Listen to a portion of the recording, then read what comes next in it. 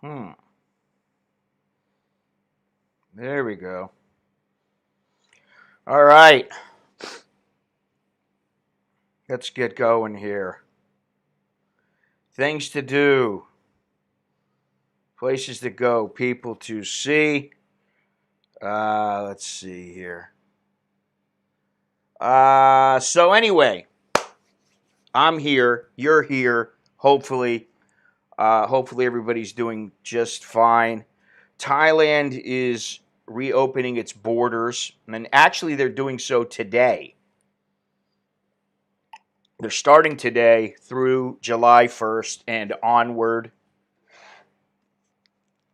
Uh, but there's quite a few stipulations, and if you're dreaming, really, you're dreaming if you uh, think you're just going to be able to jump on a jet, run to a bar or a go-go or a massage parlor or wherever, like in the old days. It's not going to happen. You're not going to be doing that. It's going to cost you more. You may not. If you're American, you're not going to be here. You're not going to be here for a while. My guess is Americans aren't going to be allowed back in until sometime next year, maybe the end of the first quarter, even all the way towards the end of the year. Who knows? It just depends on what happens in the United States and uh, just uh, how they decide to go about doing things. So there's still quite a bit of uncertainty. Let's see here. Uh, so I wouldn't prepare on coming over here, uh, at least not yet.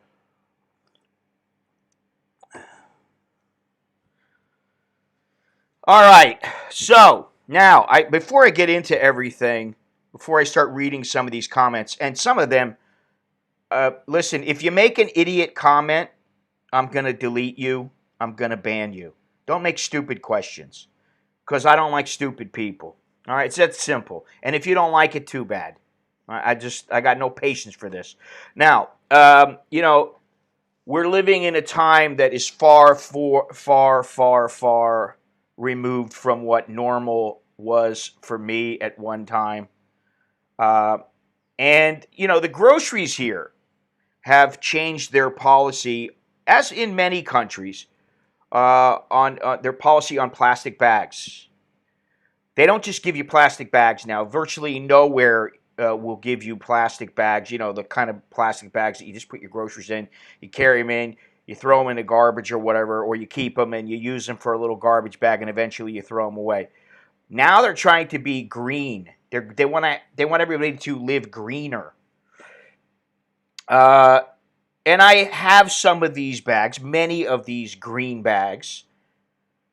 Uh, I stick them in my backpacks. I stick them in my carry-all bags. And for whatever reason, every time I go shopping, I just seem to not have a bag with me. Sometimes it's because I'm not carrying a bag. Sometimes it's because I've used the bag that was inside of the bag that was used for groceries. Sometimes there's too much stuff in the bag that I'm carrying with me and I don't have a bag. So my question is it really saving anything? Because I just have my doubts about it. I always end up having to buy another bag. And I know I'm not the only one who is constantly buying bags when they go to the grocery store. So the thing, too, is that if you go in and you buy something, you buy a bunch of stuff. Let's say you buy some vegetables. You got, uh, $20 worth of vegetables. Uh, you can't just like carry them in your hand. And just that doesn't work that way. You need a bag. So every time you buy $20 worth of vegetables, they're gonna stick you. And sometimes they don't have the cheap bags. They only have the bags that are like $4. So you add $4, $3, $4 to your. I just don't understand the whole.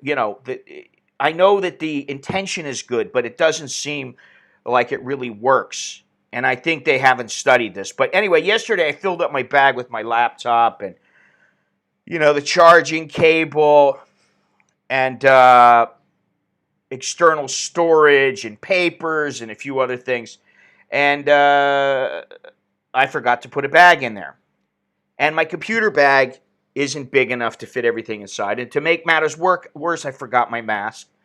So I tell my motor driver on the way over to the mall to stop at a pharmacy. I ran in, bought a cheap little 25 baht mask, and I hopped back on the bike. And then on the way to the mall, I opened up the package and started putting my mask on. And as soon as I grabbed the mask and started putting it on, the little elastic bands popped off of the mask, basically rendering it completely unusable. I'm not going to drill a little hole in the little cheap mask. This was a cheap Chinese piece of shit, which I didn't want to buy, but because it's mandatory to go into the mall, you have to have one. So anyway, I get to the mall, and fortunately, I was going to Starbucks first. Now, they know me at Starbucks. There was nobody there. I go in, no mask on, because basically once you have your food, once you place your order, you just go and sit down. And you don't need to have a mask on when you're sitting there eating and drinking. So, no problem, right? They have plexiglass up, and, it's a dining establishment, so there's no problem. And then I try to go into the mall. I go, listen, I'll put my shirt over my face. I just go to the pharmacy. It's right there. It's like a 30-second walk to the pharmacy inside. And the guy's like, no, you can't come inside.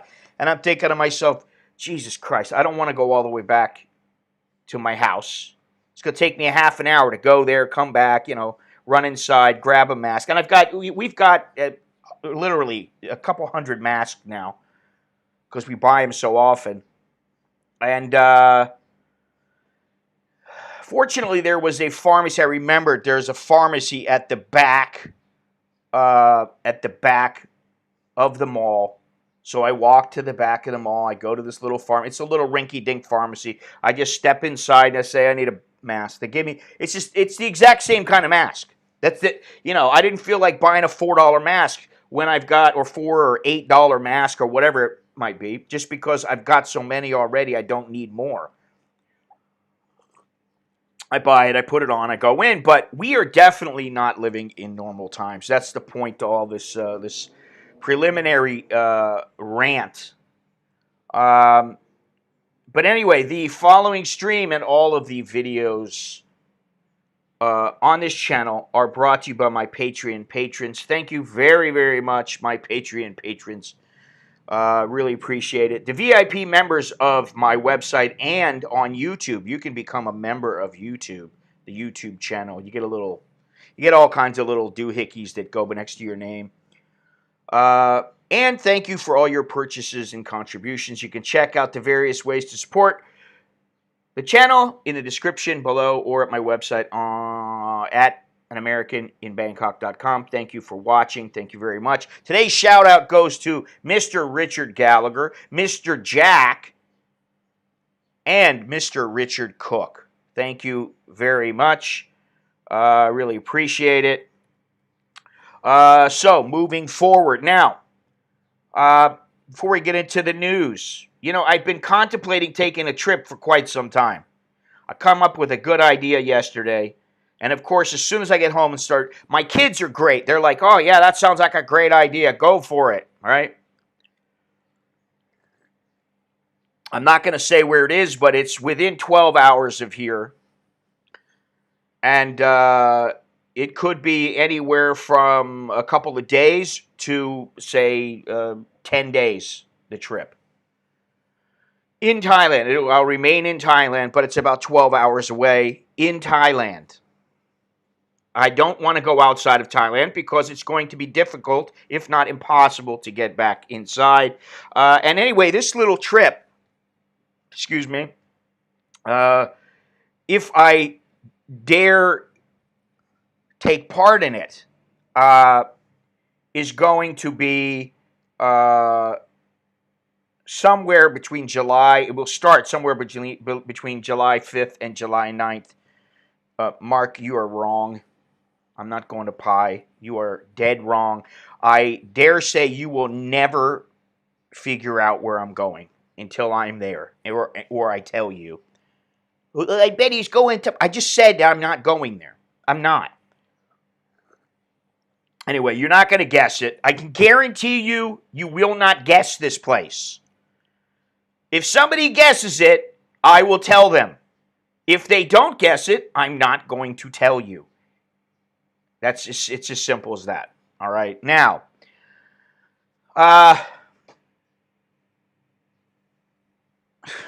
you're starting to be disruptive, Mark.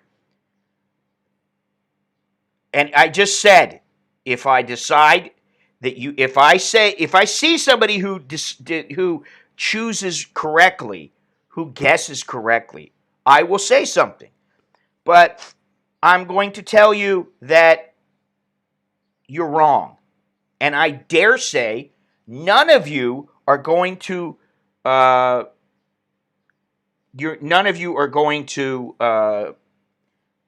guess correctly. Bowen, I don't know what you're doing there, but 12 hours inside of Thailand. It is within a 12-hour trip overland. That's what I'm going to say. I'm not going to tell you how overland, but it is a 12-hour trip overland within 12 hours. Actually, it's I don't think you'll guess it, Richard. Yeah, I don't think that you'll guess it. You want to guess in the comments below, because I'm not going to sit here and look at everybody guessing. I'm not going to freaking say it. But it's, I was talking to Alex. Now, Alex is behind me 100%. Nicholas is kind of like, hey, whatever, man, Alex is always behind me 100%. Not that Nicholas isn't, but he's just a different mindset about it. Alex, I got some ideas for you and those kind of things. So he was excited. I tell my wife, and my wife's like, that if you leave Bangkok, you may have problems in other provinces because you're a foreigner, and people are going to see you walking around, and they're going to be like, what's this dude doing here? Especially where I'm going. So I gotta contemplate everything. However, I will say this. I did some checking on the trains. Basically, are back to normal. The trains are back to normal, and the buses.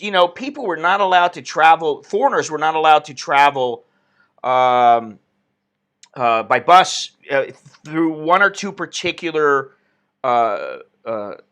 companies, bus companies. And nobody's right. Okay? Nobody is right. You'll never freaking guess it. Unless you just, you name every single freaking city in Thailand.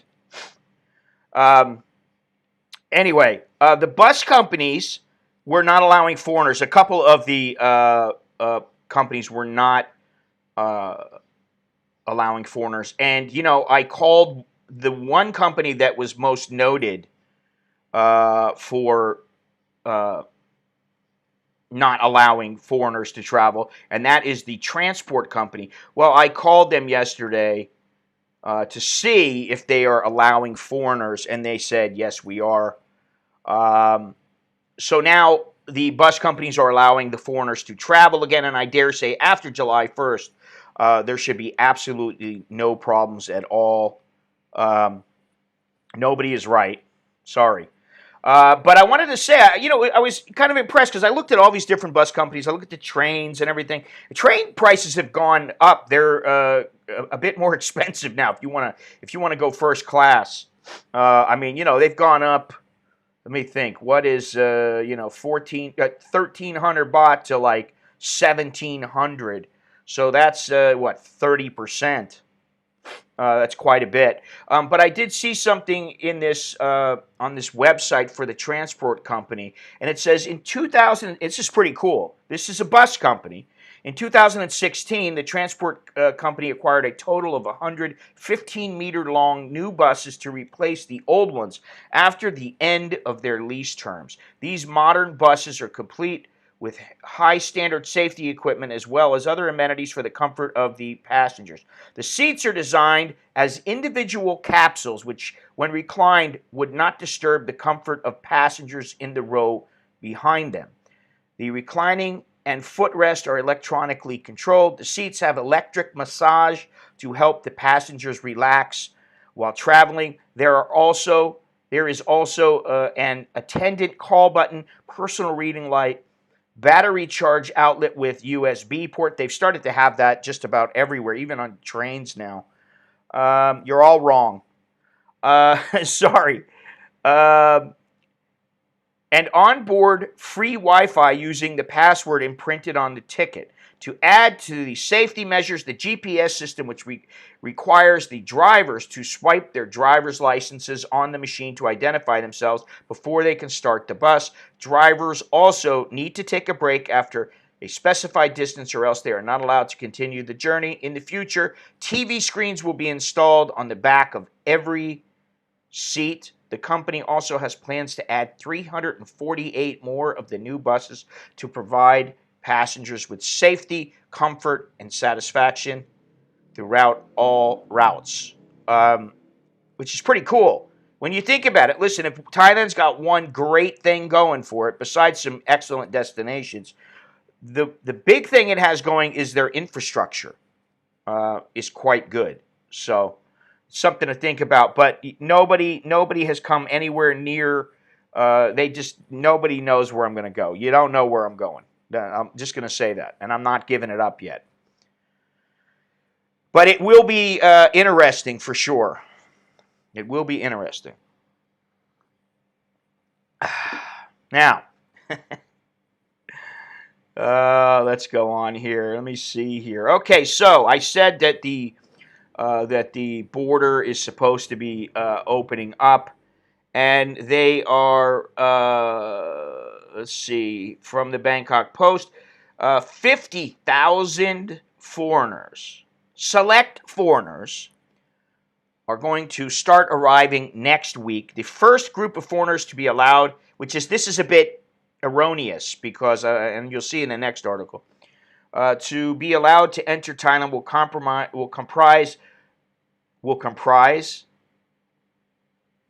will be comprised of business representatives, skilled workers, experts, people with Thai families, teachers, students, and patients who agree to quarantine, according to the government.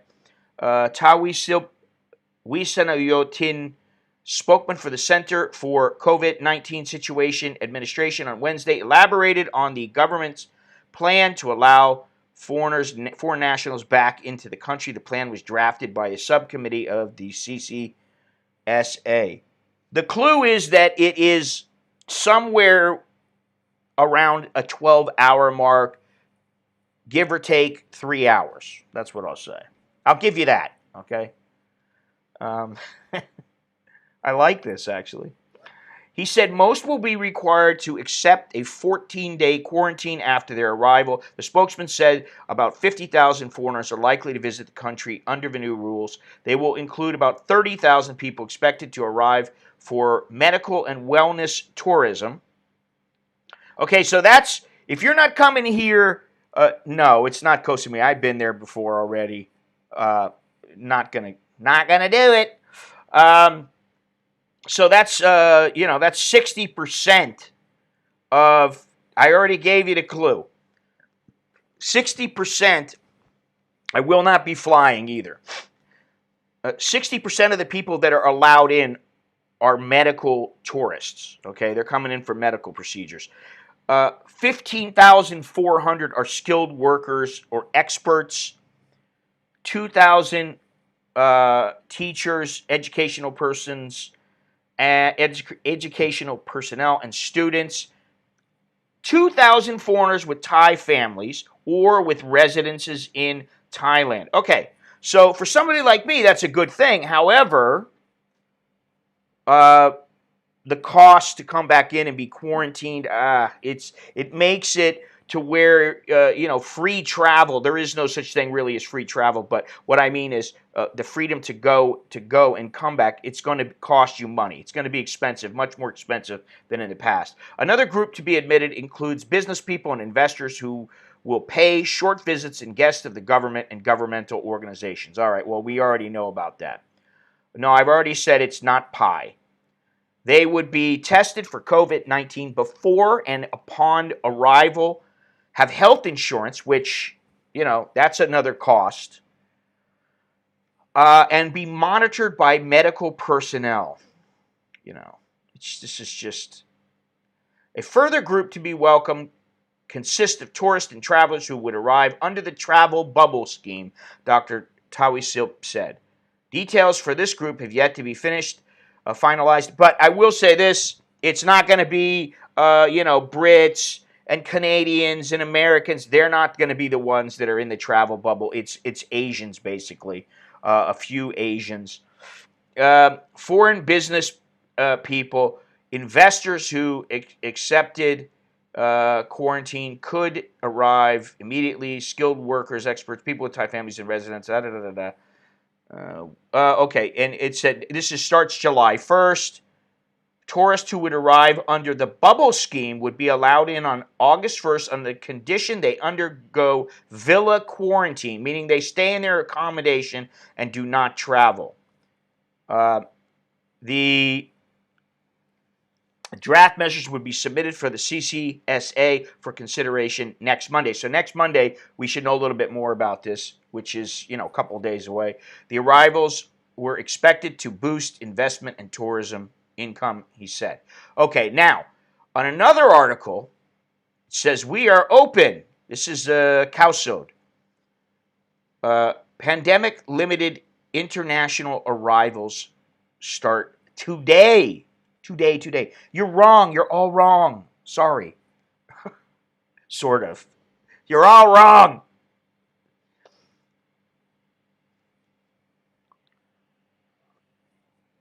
I'll give you another clue. It's an adventure. Okay, the government policy on allowing a limited group of foreign travelers to enter Thailand during the coronavirus pandemic is now in effect, officials said Wednesday. Beginning today,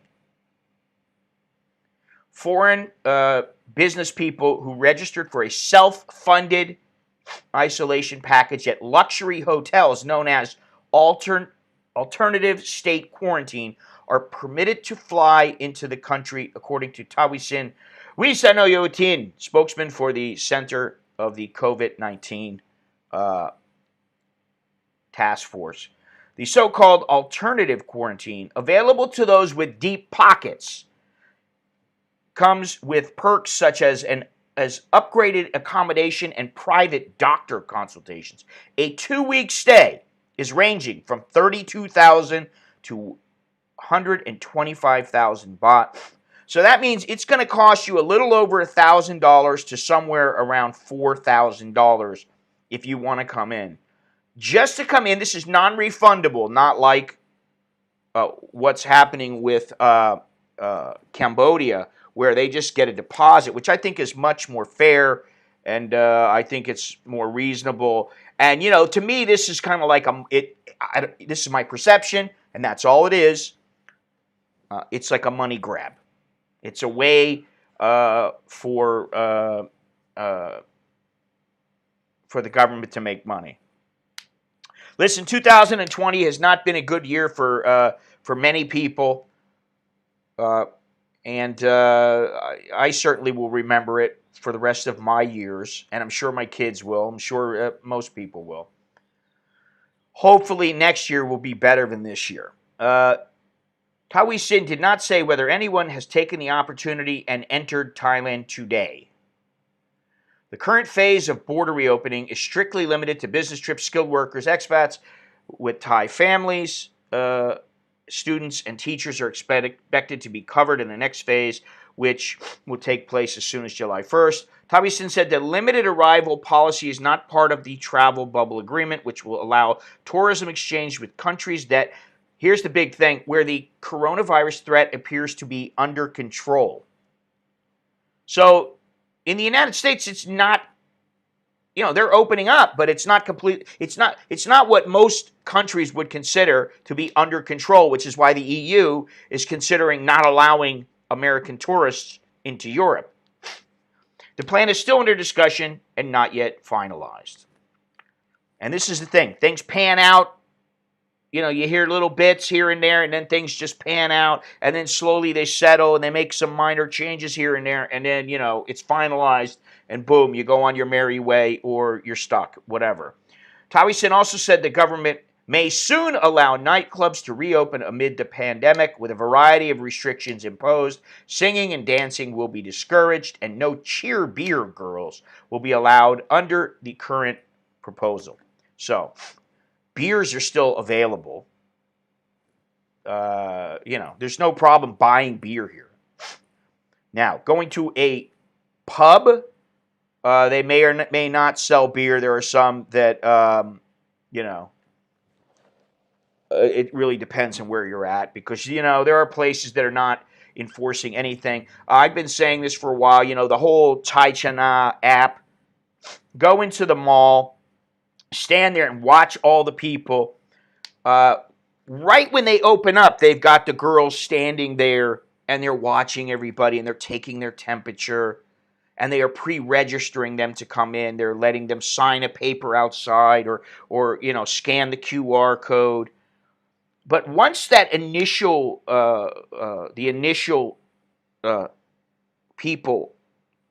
group of people come into the mall, there are many, many people. They just walk right in. They get their temperature checked, but that's it. They don't scan it, and nobody says anything to them. So how are you going to trace them? You're not going to trace them. You know what I'm saying?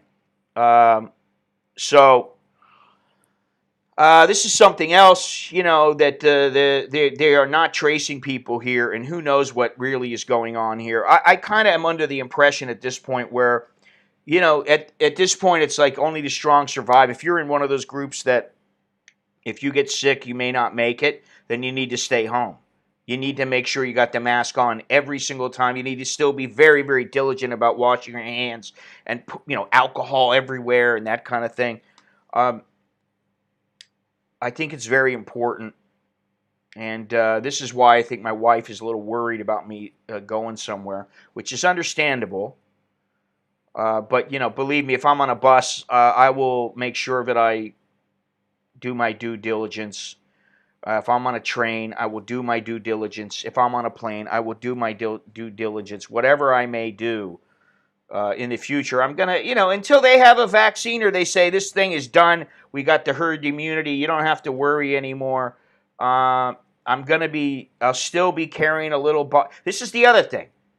It's like, okay, I got to carry a garbage bag, a grocery bag or two, so that when I go to the mall, I have a bag already. I don't have to buy their bags again.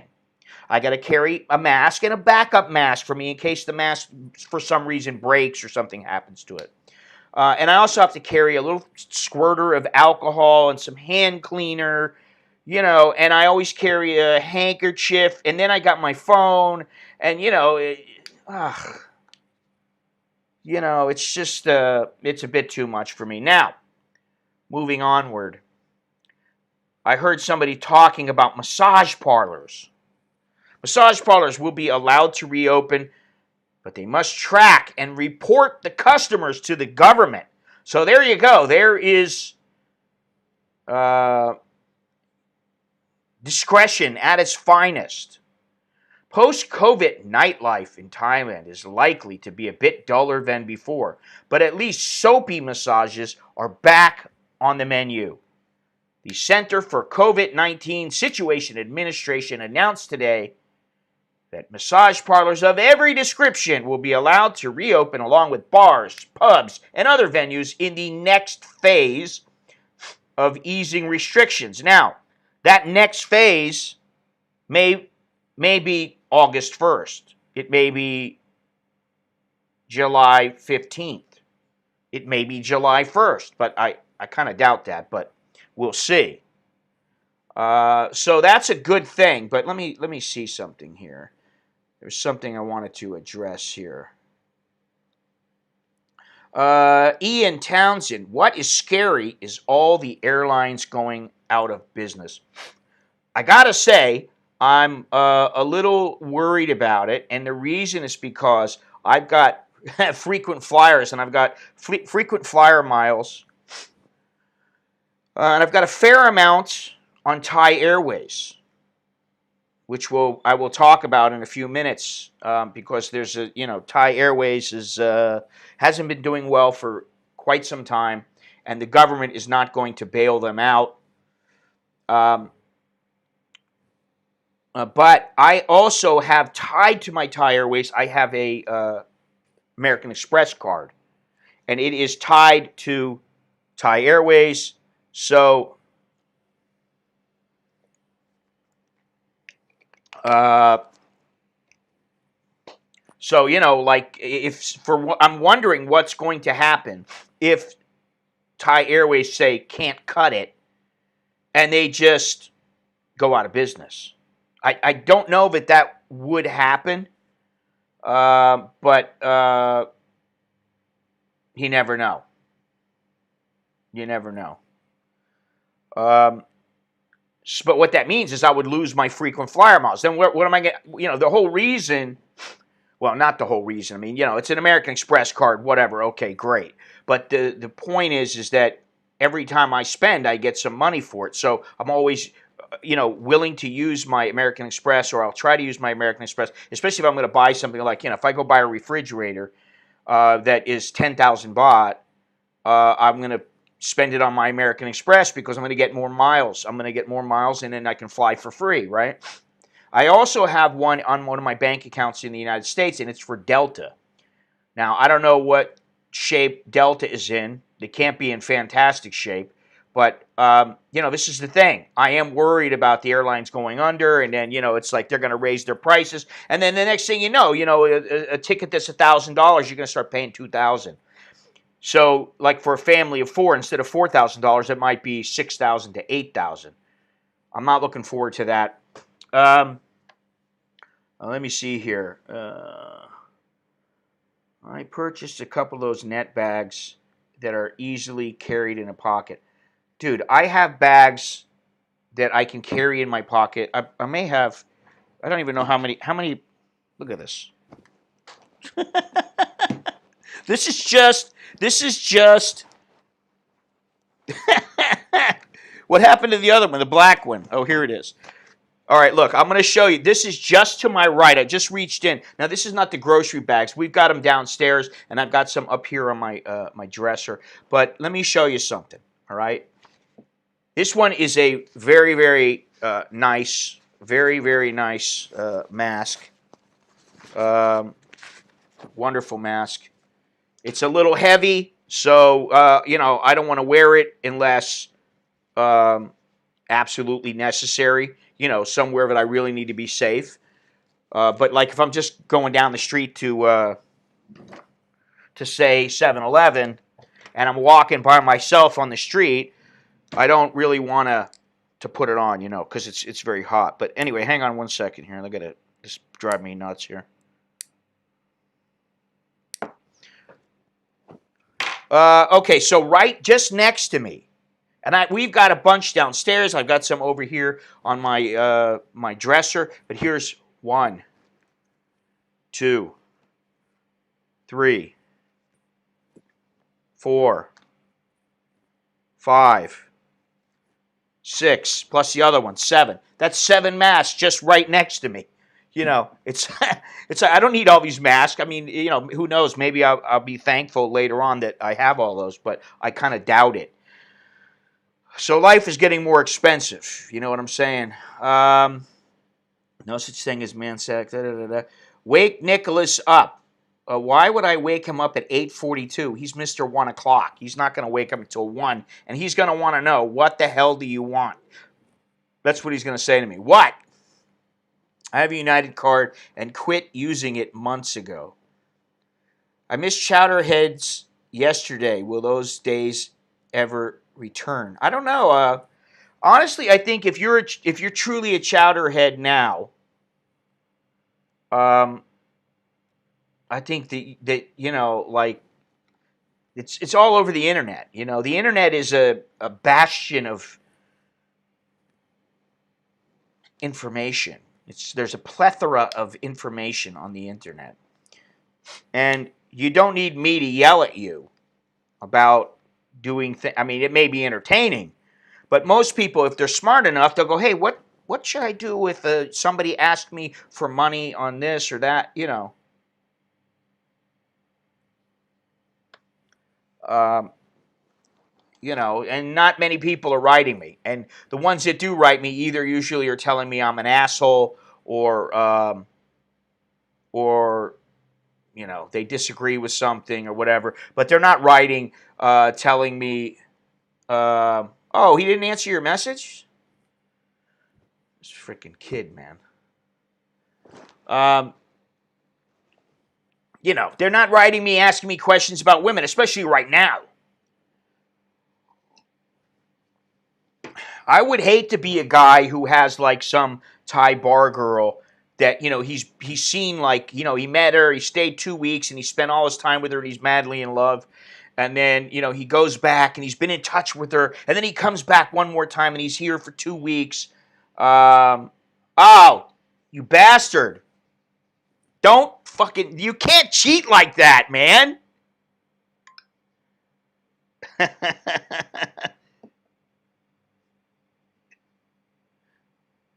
Now I'm gonna have to tell him not to tell you.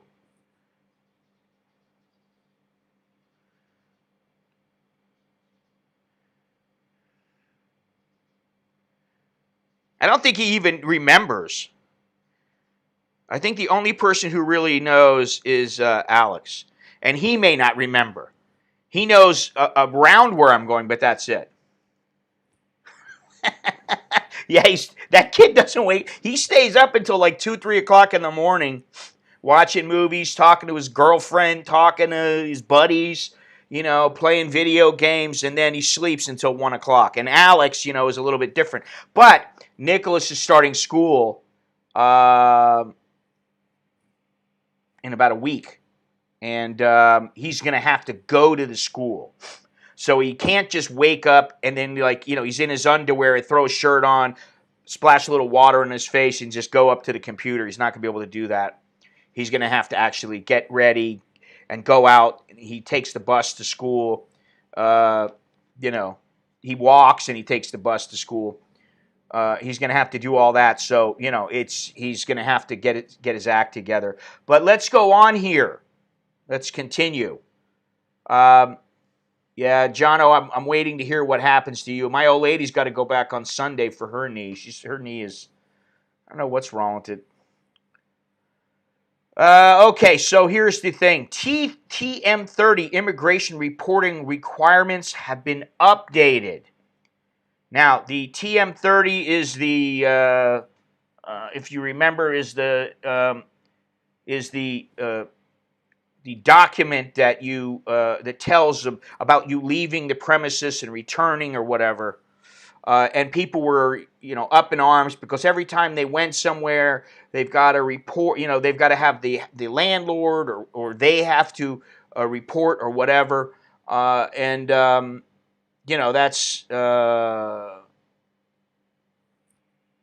that was a bit of a pain. And at the time, I was going in and out of Hong Kong all the time. Now, I did what I had to do, and there was no problems. But it was a pain in the neck, and I had to tell, the landlord's daughter, she spoke English, and she understood what I was trying to get into. The old woman was just like, she's like, I don't know what to do. Even my wife, I talked to her, spoke in Thai to her, then my wife talked to her, and then it was like, okay, well, let me get my daughter to handle everything. And I said, okay, fine. But, it was a bit of a pain. Now, the Thai immigration reporting requirements for foreign visitors and residents have changed. Now, obviously, this is probably not all that important to people if they're not traveling very, very much right now. Especially, there's not that many tourists coming in, but it's going to be important. I don't know why they bring it up now, but they've announced an update to the requirement for the TM30 reporting, clarifying when a TM30 report is due. Under Section 38 of the Immigration Act, Here is an unofficial translation of the crucial part of the announcement for expats in section 2.2. After the householder, owner, or possessor of the premises of the hotel has reported as defined in Article 2.1. Let me see here. Hang on a second.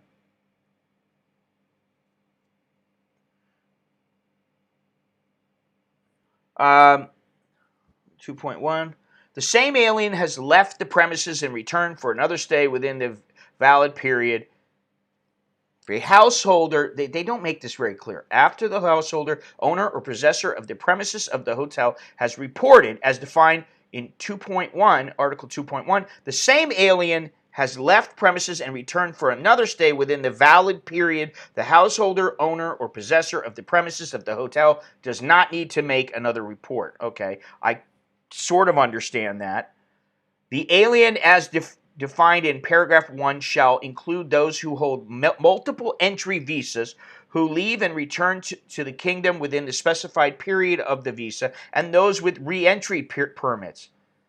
Previously, immigration offices in Thailand required a new TM30 report within 24 hours every time a person left and re-entered the country. This change eliminates that requirement. Okay, so you only have to do it once, apparently, as long as you're staying in the same place.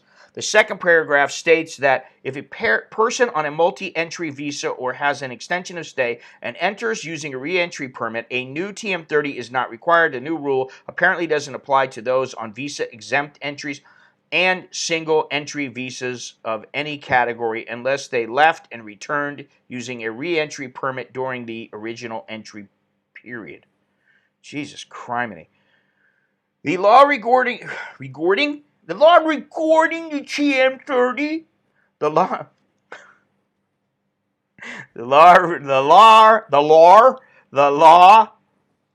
let me have some more coffee. I need coffee for my bunghole. Whew, that's a bit harsh. The law regarding TM30 clearly states that the landlord, property owner, or manager, in the case of a hotel or guest house, has a legal obligation to report the stay of a non-Thai at their property. The law has been in place since 1979, but was seldom enforced until 2019 when immigration began cracking down on property owners who were not reporting occupation by foreigners.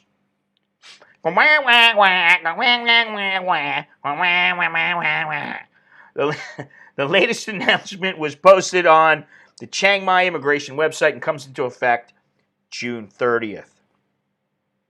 Yeah, whatever. You know, I don't want to go back to America. I can tell you that right now. And the only reason I would ever move back is if I absolutely had to, or if things got so good over there that all of what's going on now was a distant memory. And I don't know if that is going to happen. So I've been thinking about it, and I've been planning and plotting. My wife and I have been planning and plotting about how to go about staying here and what we need and when are we going to be ready and, you know, how long is it going to take.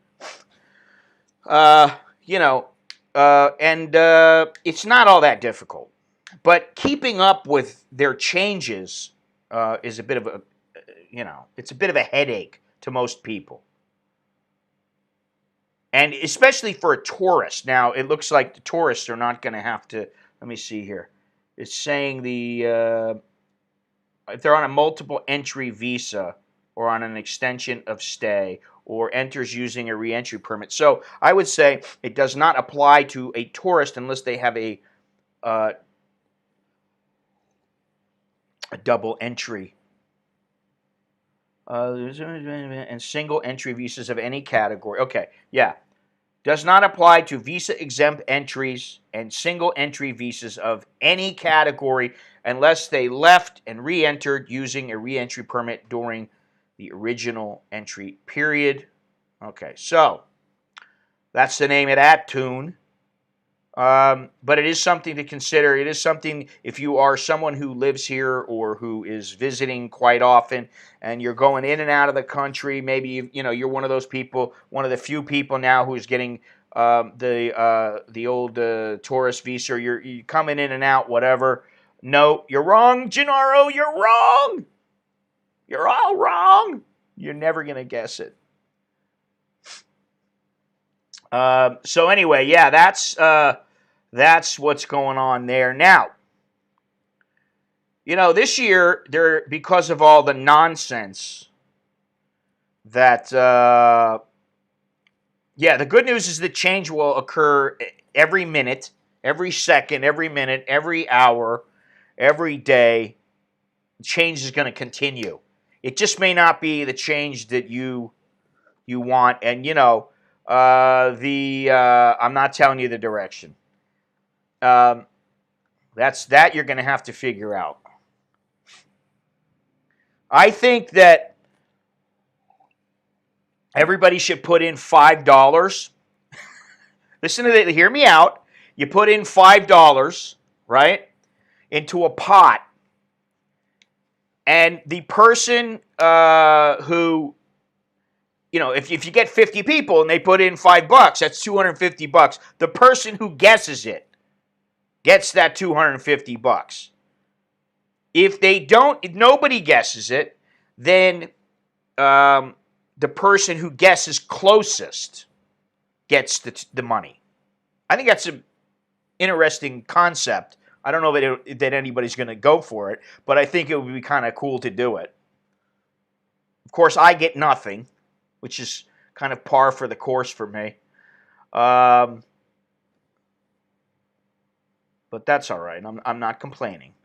Let's see here. Where am I at here? Okay, so what I was saying is that and I'm going to get into I'll get in. I have a little something to talk about after I'm done with all this stuff. But this year obviously has not been like years in the past, and this year the Songkran Festival, was bypassed, overlooked, canceled, suspended, done away with, however you want to put it. Okay, it did not take place. And there were calls to have Songkran in July, Songkran Festival in July. However, that request has been denied. Prime Minister Prayut Chan-o-cha on Tuesday said the government formally turned down a proposal, to hold the canceled Thai New Year holidays in July. Officials previously suggested that the 3-day holidays are held along with the 2 Buddhist holidays on July 5 and 6, but it was dismissed by Prayut, who deemed the idea inappropriate. The Prime Minister said he instructed officials to come up with new suggestions over the festival known as Songkran. No one wants it, Prayut said. Long holidays are not good for the government since we have to work for the people as much as we can. Wow, tell that to the United States government. They're due for 3 weeks off or something, 2.5 weeks off in July. He said the canceled holidays should be spent one-on-one instead. Maybe it can be separated into 3 occasions, like if Saturday, Sunday, and Tuesday are holidays. Thank you very much, Richard. You are the first and the only person to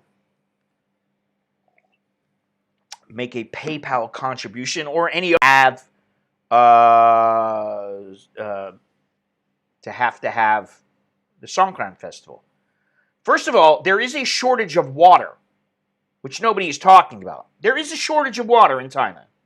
Now, it's a little better this year, I believe, but still, there's a shortage. Why are you pissing away water then? I've always wondered about that.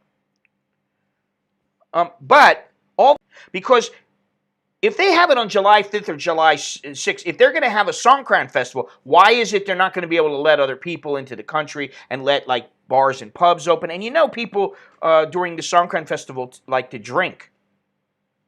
I just don't get it. I really don't get it. I don't get the big hubbub over this. Um, Songkran celebrations are indefinitely postponed in April were indefinitely postponed in April due to the threats of the coronavirus infection, also known as the Chinese virus, the CCP virus. Tourism officials said that's what they wrote there, you know that? Tourism officials said they hope the festivities can still be held at a later date. I mean, give it up already. Just have it next year. And if it's okay to have it then. But don't make such a big deal about it. Speaking to reporters today, Itapon, who is Itapon? Did they even mention him earlier? I don't know. No, they didn't. They didn't. Let me see here. No, there is no mention of an Itapon. The only person that had been referred to in this article was the prime minister. And then all they say is, speaking to reporters, maybe he's only got one name. Speaking to reporters today, Itapon said the cabinet did not decide on how to spend the 3-day holiday quota, since the prime minister wanted to assess the situation first. There is no decision on the use of a 3-day Songkran holiday.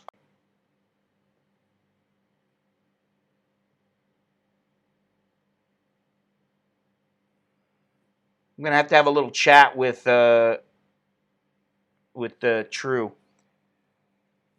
You know, this is ridiculous, man.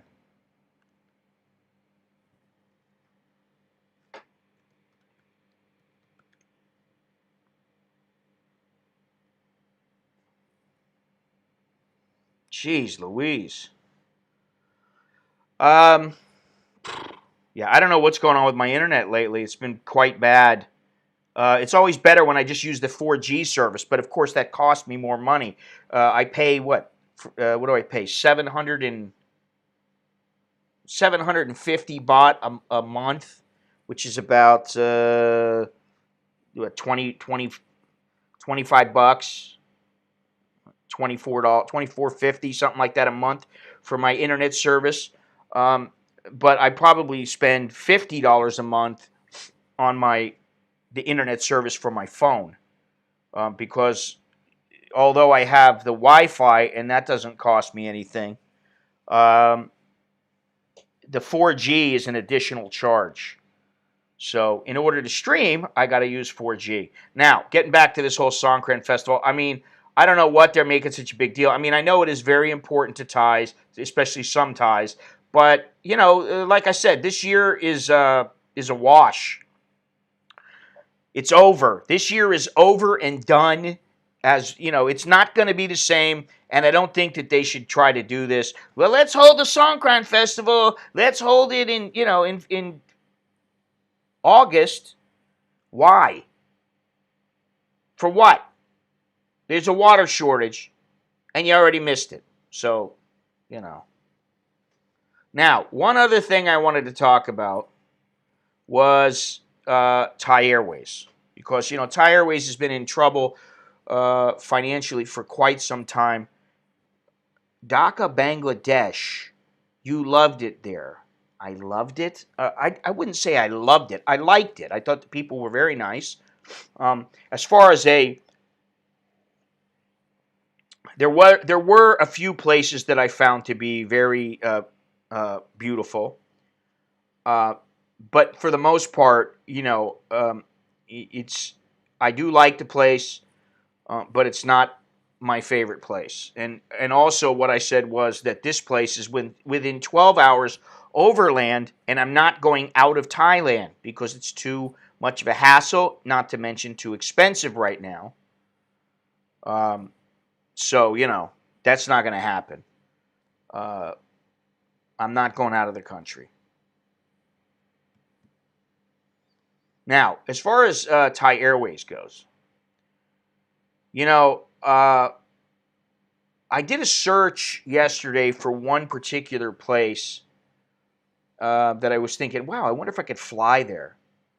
And I found numerous flights, you know, Noke Air, Air Asia, the usual suspects, and it was anywhere from 1,200 to 1,700 baht one way. But I saw that Thai Viet, what is it, Thai Viet Jet or something like that. The price was like, they had a special. It was like 475 baht or something like that. I'm like, damn, pretty cheap, right? I look at Thai Airways. Thai Airways was like 1,400.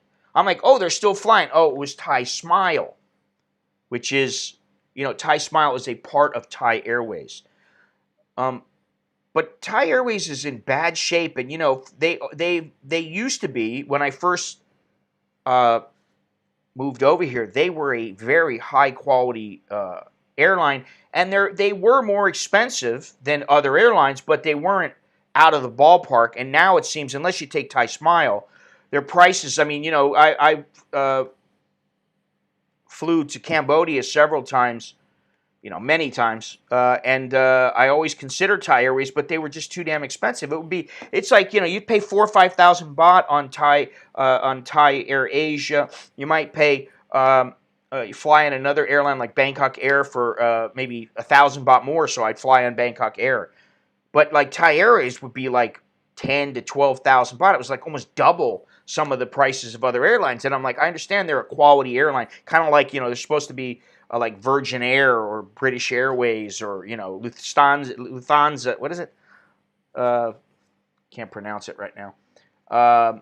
They're supposed to be a luxury airline, but right now they're not in that position when they're ready to go bankrupt. And I saw an article the other day where, they're talking about laying people off and, how are they going to keep going and all these things. And what the staff was worried about, they weren't even worried about getting laid off. They were worried about their benefits. They were like, hey, what about our benefits? And it's like, well, wait a minute. If you're not in business, how are you going to have any benefits? You're not. You're not going to keep getting benefits if you're not in business. Which I found pretty strange. Gennaro, I'd like to fly Smile. Gennaro, whatever do you mean? Ugh. You are what is known as a pea hound. Is it Smile? Oh, she was all right. She's all right. That's the thing, listen, you can go around Thailand, you can meet cute girls. They may not be stunning or anything like that, but you can meet cute girls with nice little bodies on them. You can meet them all day long. They're everywhere. That's the beauty of it, Gennaro. And you don't have to go to a bar to find them, You can find them anywhere, obviously. Gennaro has a thing for baristas. He's got the thing for, he's got a real passion, we'll say, for baristas. But let's see here. Thai Airways. Now this is about a month ago that this article came out. The Thai cabinet approved the ailing state enterprise Thai Airways International to file for bankruptcy. Well, I don't know, buddy. I don't know, but it doesn't really. Why does it matter to you? Because what I can tell you, I will say this in response to that, is that while my subscriber count has not gone much, I was going to say this at the end of the stream, but actually I'm getting more views than I've had every month. I'm getting more views, and for the last 6 months or 7 months, the amount that I've earned from the advertisers and the total that I've earned has gone up every single month. And I'm at the point now where I only need about another what? Another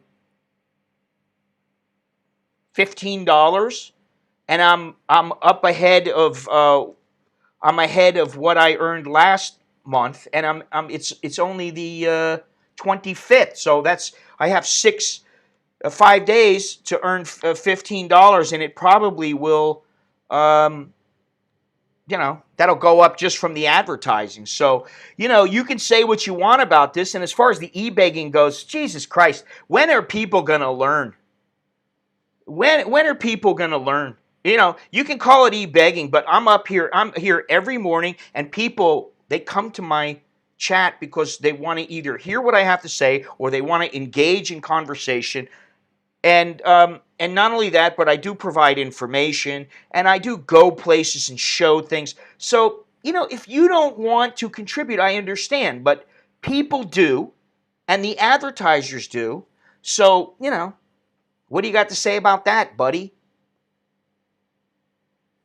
You got nothing.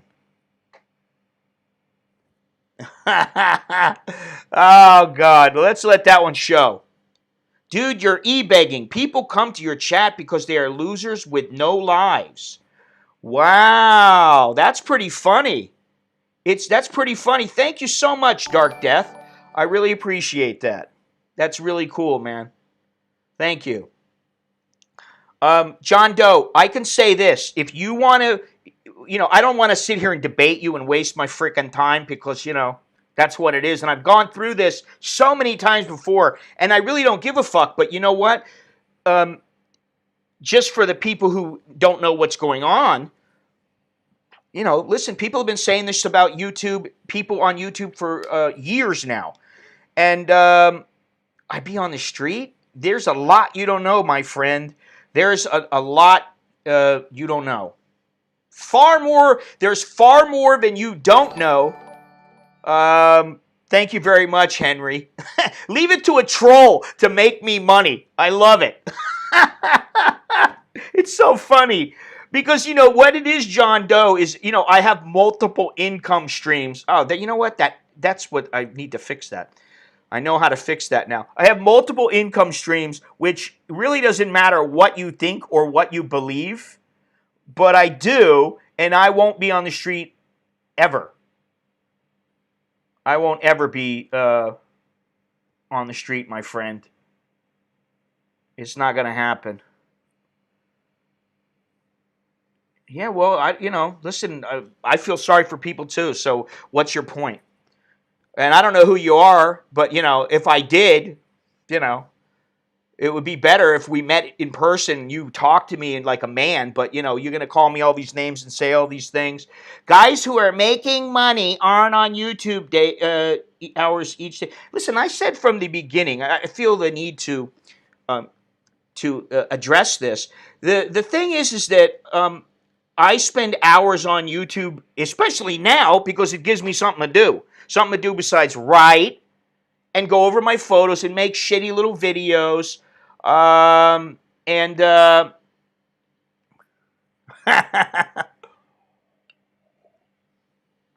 come on, meet you in Saigon. Yeah, I'm going to fly over to Saigon for you. Get the fuck out of here, buddy. Listen, this is the thing. You disagree with me. I don't care. It's all right. Disagree.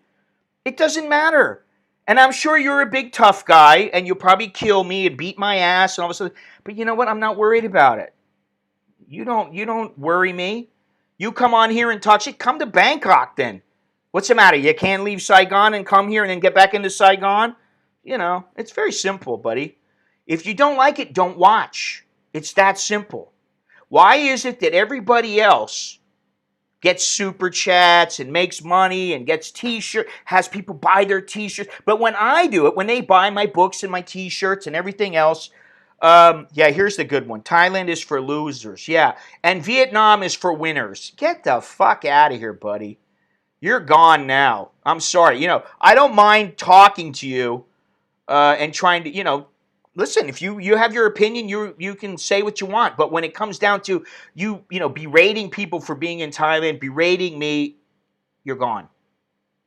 So I gave you your 2 seconds, and now you're gone. See you later.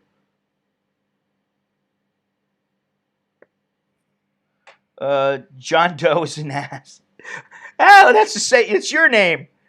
Except you got the V at the end. Listen, I've been doing this for almost 8 years now, something like that. 7 years and a couple of months. And at this point, I really don't care what this guy or anybody else thinks. And, if people don't want to give, that's their prerogative. Hopefully people do, because when I go on trips, when I wake up at 4 or 5 o'clock in the morning to get information to make sure that I got my shit halfway together, nobody says to me, "Hey, you have to do this." I do it on my own, but I do take the time to research things, go places, and believe me, the place that I want to go, I don't know if it's going to be fantastic, but it's an adventure. That's what it is. I hope it will be something fun and exciting, and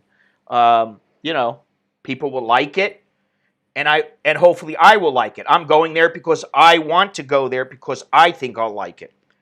So there's always assholes, but one thing that I was thinking about the other day. I went on Twitter and I went on a bit of I started bashing a few people who were saying just some really ridiculous things. There's one lady on Twitter who says that, whiteness needs to be abolished or something like that. And white lives only matter to whites, that kind of thing. And, my initial reaction was just to respond. And I did at first to several people. Then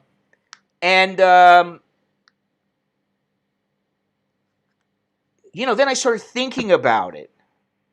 And I thought, I don't need this. This stuff doesn't matter to me. First of all, I'm not even in America. I'm an American, and I always will be. I'm not going to apologize for that. I'm not going to feel bad about being American. I'm not going to feel bad about being white. I'm not going to get on my knees. I'm not going to wash anybody's feet like those idiots did. I'm not going to kneel down with my stuff around my neck, whatever that stuff was called. Which I don't feel the need to really know it.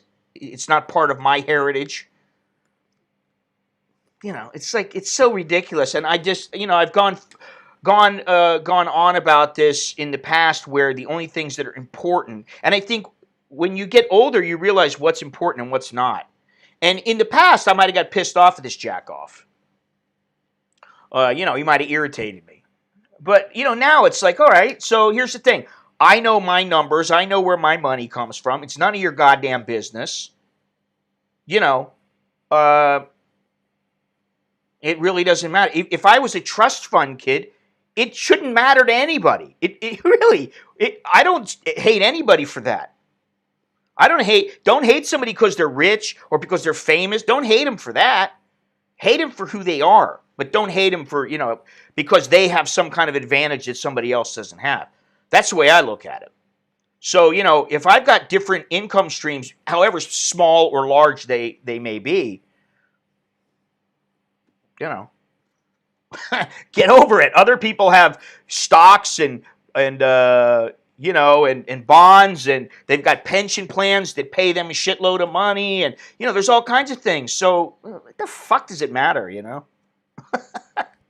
It really doesn't matter. And I was going to get into something a little bit later, later in the stream, but since the stream is coming to a close, and because this guy came on, I had to address a few things there. But in Patreon, I'm going to address the current situation with the lèse-majesté laws in Thailand. I'm actually going to say something about this. It's going to be in the Patreon section and in my members section. And, I don't really want to talk about it on YouTube. But it is something, and it really is not my opinion. It's just something that has changed in Thailand that I want to go over, and maybe it's important to it's certainly important to some people. I don't feel the need to bash anybody or to talk up anybody.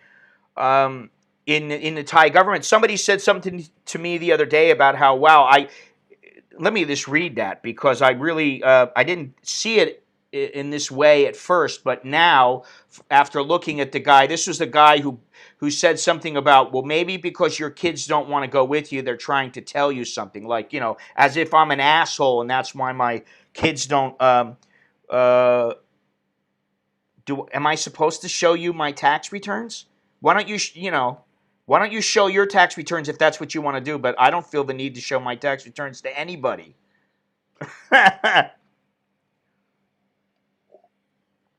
Bye, Frank.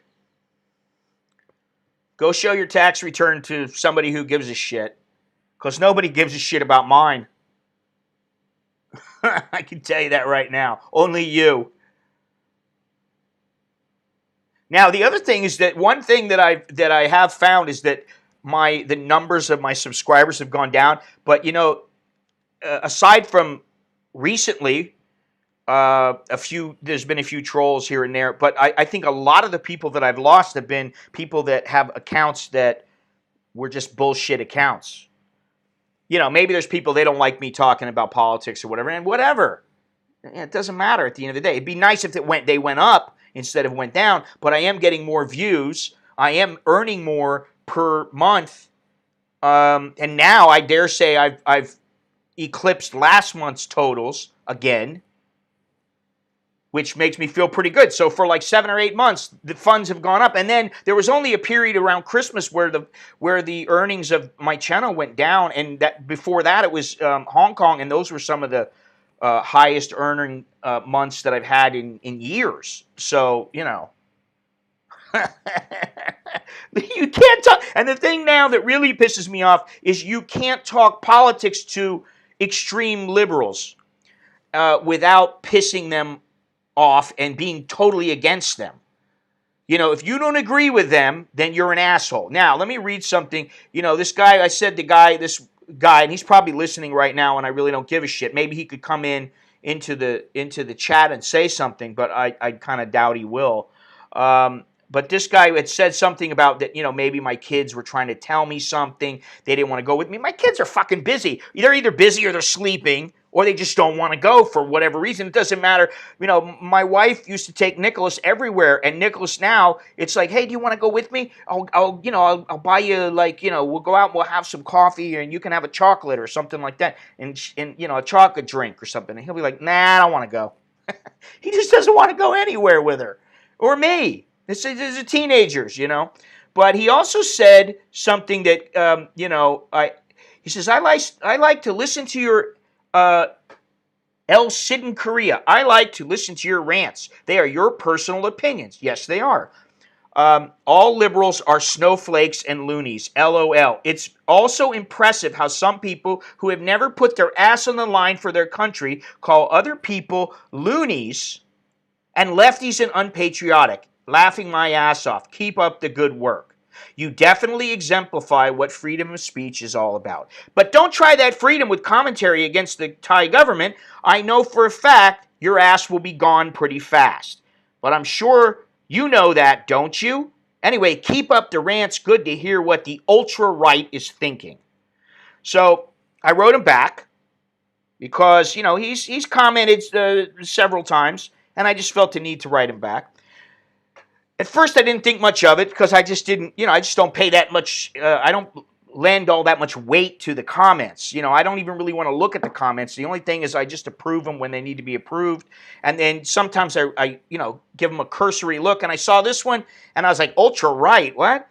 Glad you're listening to my rants. My opinions are indeed my opinions, just like yours about me being ultra right. At this point, if the right doesn't stand up to the left, I think America, as I know it, will be dead. And I do believe that. Trump, like I said, is probably, at this point, one of the few people standing between America as I grew up, the America I grew up in, and a completely different place that I don't want to live.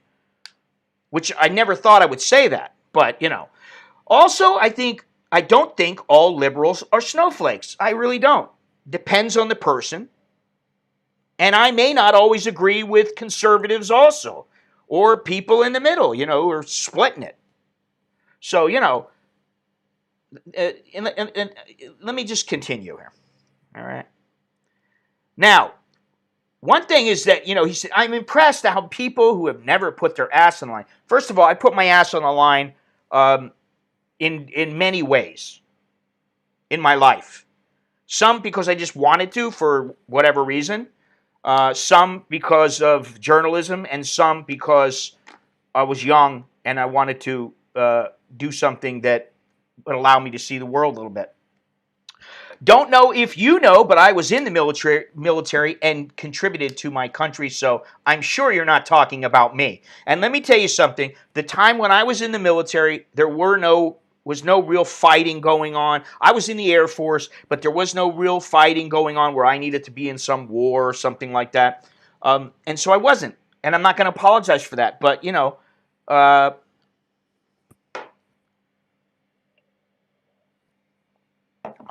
I think everybody has a right to their opinion, whether they served in the military or not. But they should appreciate the people in the military who fight and who serve in whatever capacity. They could be a dishwasher. It doesn't matter. They are serving their country. Okay? Now, as far as my commentary about the Thai government, this is how I feel. I want everybody to know this. I am not a citizen here and cannot vote. So I have no right to engage in anything more than superficial conversation. And I mean that publicly. I can discuss and debate and talk about things with my family, with my friends, privately. But in public, I don't feel that there's a need to do that. It's just not. So, kind of an odd comment from that person. But I wish people wouldn't think all problems should be solved with a single ideology. Yeah, exactly. I don't care what you call it. It doesn't matter what it's called. I really don't care. It's a matter of how you deal with. Let me just tell you, when it comes to abortion, I've always been someone who believes that a woman should have the freedom of choice. It's her body. Now, I don't want a woman to do that. I wouldn't want a woman to have an abortion. I'm not saying it should be used as a contraceptive, but I believe in that. I believe she should have now that goes against what the far right believes, or at least some of them, So let's not get it twisted.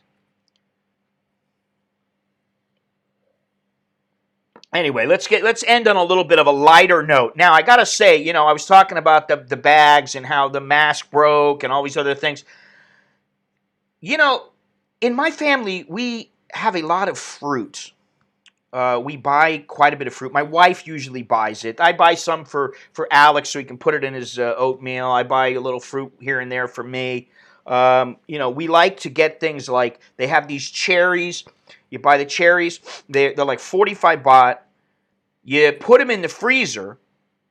And what happens is they're still soft enough to where you can bite into them. And they taste kind of creamy because they're cold. They're ice. So it's kind of like eating an Italian ice. You're just eating a cherry that's kind of frozen. I really like that, right? Well, there was a bag of 4 dragon fruit on our kitchen table. And so I'm thinking to myself, all right, I'm going to have one of those because I like them. And I'm thinking, all right, well, I'll get one, no problem. But I'll just have it in the next day or two. I didn't want to have one right away. I just thought, hey, So I see that Alex, my wife puts them in the freezer sometimes. Because first of all, some of the fruit, like bananas, she'll get some bananas and put them in the freezer. And Alex, he takes them out. He starts to make his oatmeal. And then by the time he's all squared away and he's ready to go, when he wakes up, he takes them out. Then he starts making his breakfast, washes his face, does all that stuff. By the time he's ready to eat his breakfast, he starts chopping them up. They're soft enough where he can eat them. He puts them in, puts the hot water in. Boom, he's got bananas in there. They stay ripe. And they don't go bad as quickly as if you leave them out. Because we'll buy 2 or 3 bunches of bananas. And so anyway, we got these dragon fruit, which, when I did my walk across Thailand, I ate like 4 of them because this lady, she had a big bushel of them, and she just gave them to me. She was very nice, and I was like, no, I'll pay you. No. They're cheap. She's like, you're wrong. Again, you're wrong. I'm going to say it for about the 10th time. I'm not going to pie. Jesus Christ. What don't people understand? I'm not going to pie. I'm not going to naan.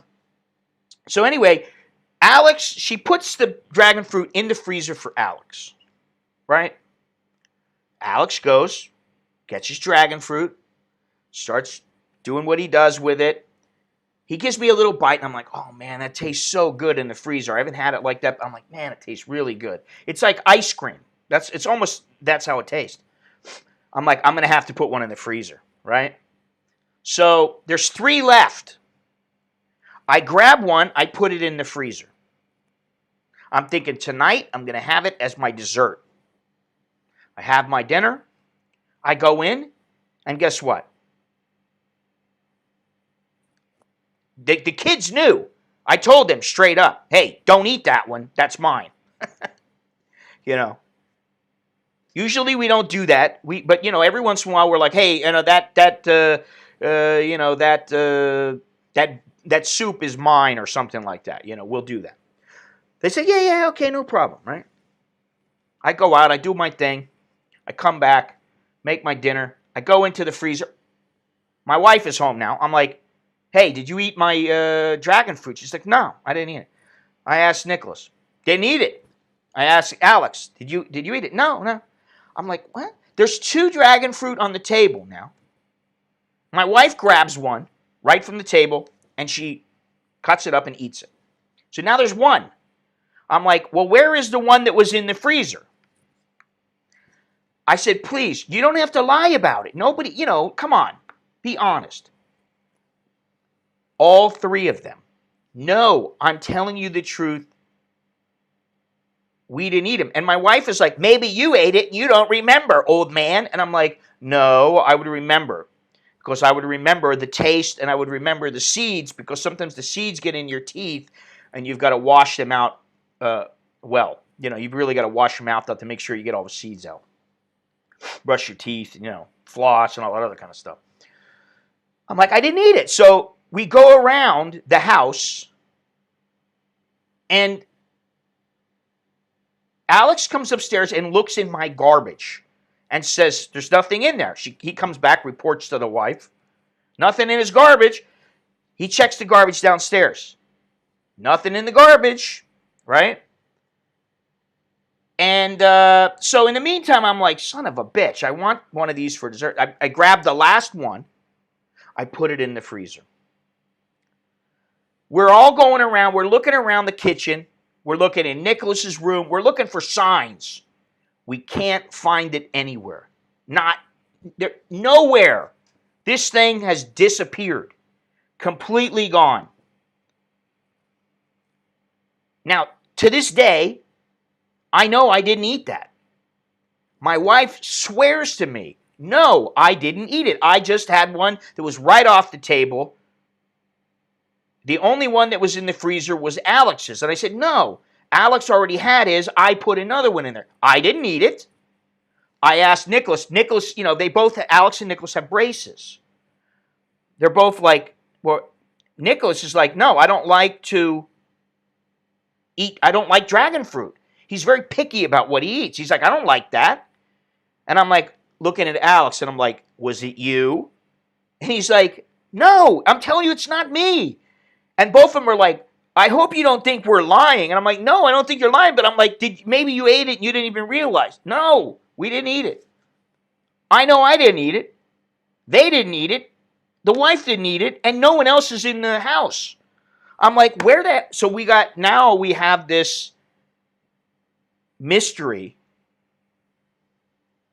And none of us know what happened to the disappearing dragon fruit. So I put mine into the freezer, the last one I put into the freezer. And, at some point I was like, listen, it's getting late. I don't want to, eat any later than this. I'm going to eat it now. And it wasn't frozen like I wanted. It didn't have time to get frozen. So I never did get, that's actually what Nicholas said. Maybe Odie ate it. He got in earlier. I'm like, how is Odie going to get dragon fruit out of the freezer? Is it in the other freezer? No. We looked all through the refrigerator. We looked all through Uh, we looked all through the other refrigerator. Okay. We looked in the freezer of the other refrigerator. We looked throughout the whole house. We couldn't find the dragon fruit skin. We couldn't find the dragon fruit. And I know for sure I put it, Alex saw me put it in the freezer. He heard me flat out say, don't eat this. Nicholas heard me. None of us supposedly ate it. And I'm looking at the wife going, are you sure you didn't eat it? She's like, honey, I didn't eat your dragon fruit. You know, like they're starting to get pissed off because I'm like pushing them going, who was it? I got to know, you know. But we never did figure it out. You know, so I'm like, what the strange days indeed. Finally, my wife just goes, maybe it was a ghost. Well, actually, I said to Nicholas, when you take a dump, I want you to make sure that there's no seeds in there, any dragon fruit seeds, because you probably are the one who ate it. He's like, I didn't eat it. I don't like that. I don't like eating much fruit. You know that. He got pissed. I'm not lying, Daddy, you know. And Alex is like, I didn't eat it. I'm full. He's like, what would I eat it for? I'm like, yeah, maybe you ate it before. And you thought it was yours. He's like, no, I only ate one today. So eventually the wife just said, maybe it was a ghost. Maybe we have a ghost in the house. I'm like, yeah, isn't that convenient? We have a ghost in the house.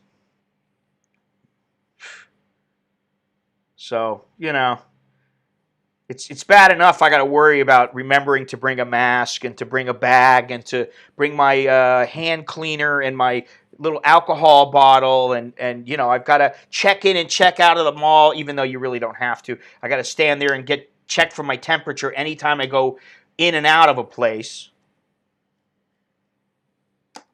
You know, that's bad enough. But then, you know, when I got disappearing dragon fruit and it starts messing with my head, I'm like, I'm not that forgetful. I know I put that in there. You know, my wife is like, are you all right? I'm like, damn it, I put it in there. Are you sure you didn't eat it? Because you probably ate it and forgot. And I'm like, no.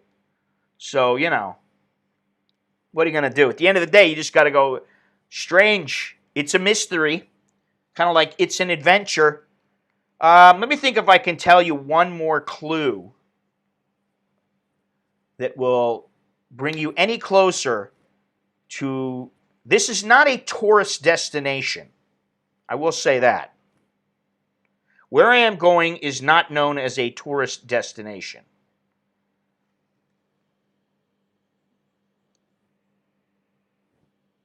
Yeah, let me think if there's any other kind of clues I can give. It's not a tourist destination. It's somewhere around 9 to 12 hours away overland.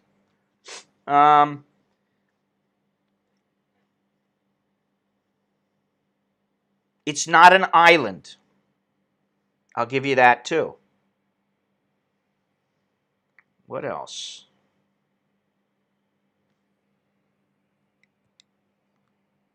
I'm not telling you which direction.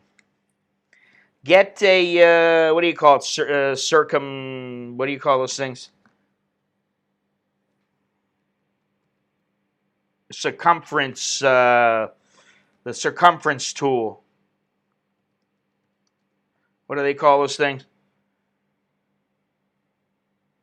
Circumference measuring tool. Circumference calculator. Get one of those.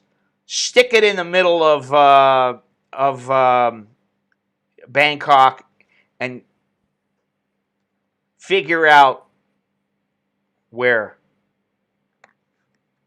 It's the circumference calculator, is what it's called.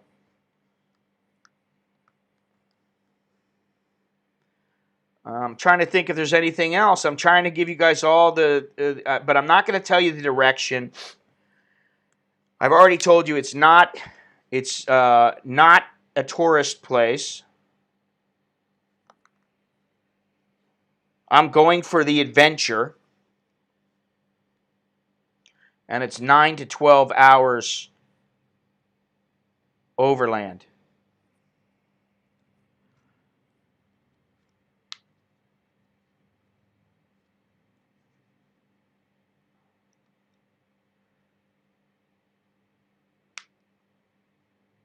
No, I've never been there before. Are you stupid, Jessica, or do you want me to delete you? I just said I'm not going to Pi. So, no, not Louie. I know it is. I'm sorry. You know, what do you want me to do? I can't. Now I've started this, and I'm like, I don't want to, you know.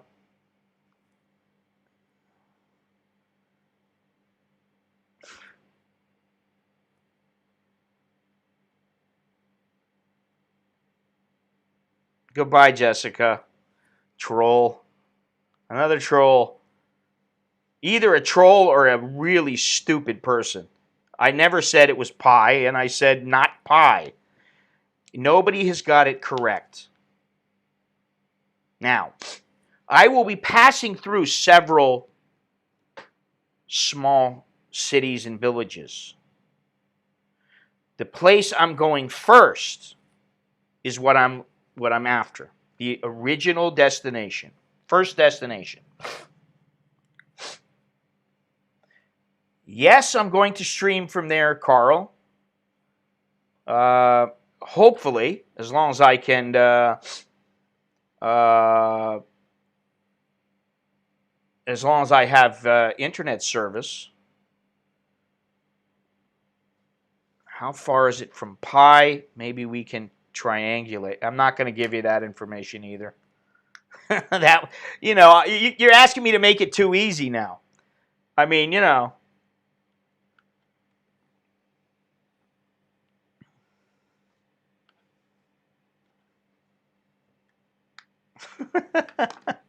I will stream from there, and I will make video from there, and I will actually photograph there because there's some good stuff to photograph. Oh, bullshit. Don't tell me my clues aren't clues. They are clues. They're not good enough clues for you to guess. You have been unable to guess. I used to live in Udon Thani. I don't have any desire to go back. You know. No. No, no, no. No, no, no, no, no. Everybody is wrong. Okay, don't need to say where it is. People do people speak Isan there?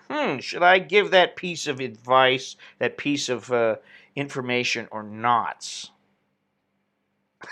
I'm not just saying basically in Thailand. I already gave you the fact it's not a tourist destination. It's 9 to 12 hours overland. And I'm going there for an adventure. I'm giving you some clues. You just don't like the clues. And yes, it is somewhere in Thailand. That's another clue.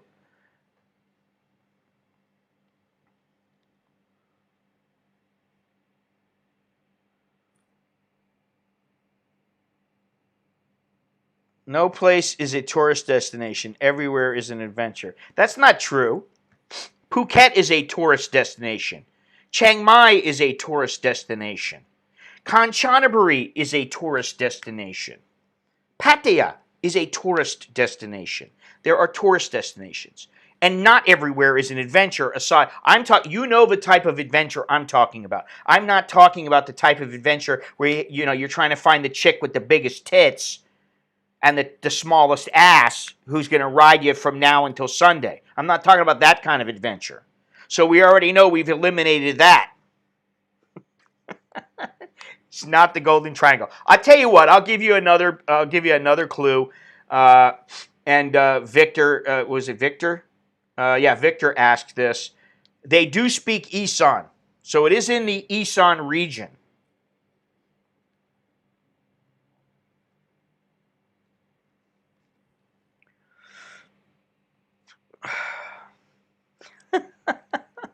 Oh man, I didn't mean to. I just was trying to be like, well, hey, I'm going to go somewhere. I just don't want to. Right now, I'm not ready to give it up yet, and I do want to go. Once it starts getting late at night, I'm like, oh, do I really want to go? I already said no to Sarin. Because it is a bit of a haul for me to go. I mean, for me to go through everything I got to go through, it's a bit of a haul. I've been to Nong Khai many times. No, no, no, no. Nong Khai is a bit of a. I don't want to say it's a tourist destination. Um, no, it's not a small village. It's a city.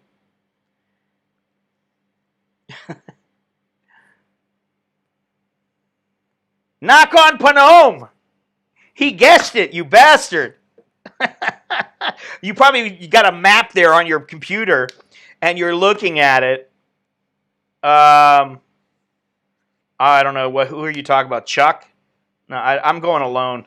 I'm going alone. I don't want to. I don't want to be with people. That's the whole reason I'm going. But there is something I'm doing.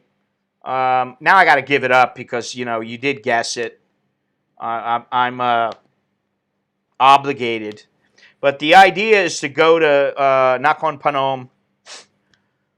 Nakhon Phanom and try to get a boat to go down the Mekong or go up the Mekong. I don't know if that's going to be possible. And then you go to Bangkok, which is, I didn't say anything because that's not my first destination. It's my final destination. And in Bangkok, the idea, depending on the finances, depending on the time frame, depending on how my body is held up, if I can't get a boat, then I got to walk. Walk and maybe take, maybe I'll take, from in certain little places, I'll take like a Song Tao or something. But, it may be boat, walk, Song Tao. I don't know. But Bangkok has a nice, watts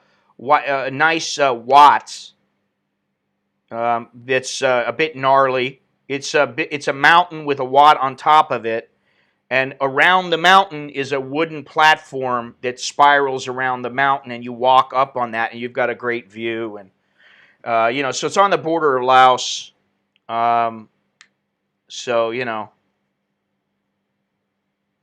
We'll see. We'll see how it goes, but when I say it's an adventure because first of all, I don't know, what's going to happen. I'm going to get there, I'm going to chill out for the night and I'll figure everything out, and then in the morning I'm going to try to get a boat, and I would prefer to just take a boat,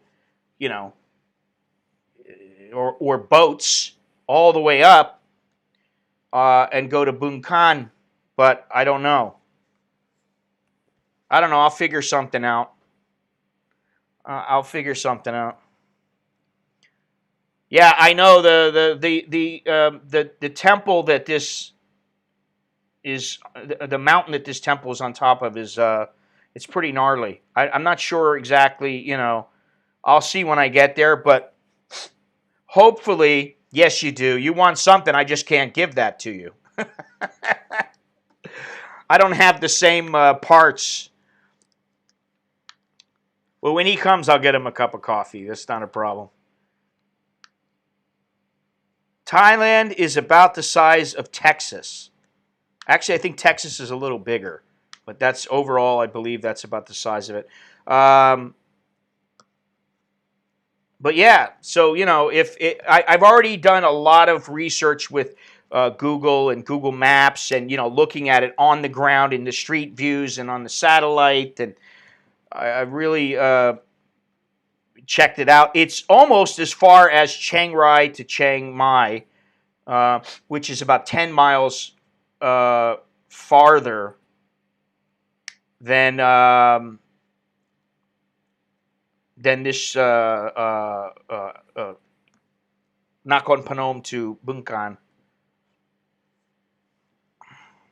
So, it could be cool, but I'm thinking about going. I'm going to see. It depends on, like I said, it depends on how much time and money I have, in the next week or so. But I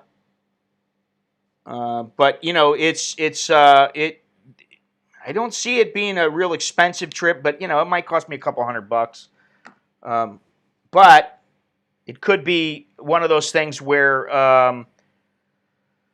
I meet, a lot of cool people along the way. Maybe I may even have to, I don't know. I may have to stay in the temple. I may have to stay at somebody's house. I may have to ask them, hey, can I sleep, outside or something on a mat or something like that. I may have to camp out somewhere. I don't know. But I won't be bringing a lot of stuff with me.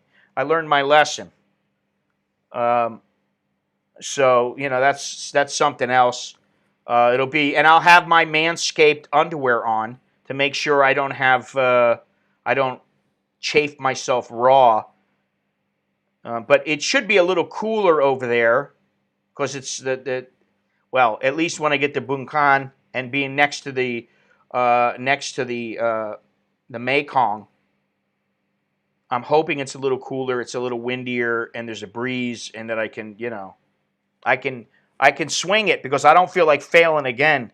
My favorite girl I ever met is from Bangkok. Really? Wow, I did not know that. I did not know that. But it should be fun, Should be fun. No time to be set. Oh, that's kind of the reason why I was just thinking to myself, man, I got to get away somewhere, and I don't really want to go. Well, I'll go anywhere. You know what I mean? It just depends. But I would like to go somewhere where I have some time to decompress and where I can go, and like I've got a couple of different SIM cards, and what the hell's going on? And I don't really want to have. I don't want to have people calling me and stuff like that. I get phone calls all the time from various. Jesus Christ, it's like doctors, dentists, True, Amex. I mean, all these people call me, and I'm like, what do you call me for? Send me an email. Much better. Do you need a degree to teach English in Thailand, especially in Bangkok? It depends on where you want to teach, but most of the time, yes. Yeah, especially if you want a decent wage. If you want a good wage, you really need to have a degree. And I do know one guy, and actually several people that are in the chat actually, I believe, met this guy when I went to Pattaya a couple weeks ago. And he's an Aussie, and he's got his degree, and he teaches at a university. I'm sorry, Janara, I don't have anything to do with that. I don't know why it's interrupting. Excuse me. Sure would be nice if I started getting paid by some of those ads. Bastards. They're not supposed to do that. Well, there's 49 there's 49 bought breakfasts in Pattaya that are good, but yeah, I don't really care. I mean, it's nice to have a nice as long as the food is good. Yes, I've been to Vietnam. I went last year. I have Vietnam videos. You can find them on my channel. If you look, there's a playlist. And I haven't done everything. And this is why lately I've been putting up new stuff, or it's old stuff, but it's stuff that most people haven't seen.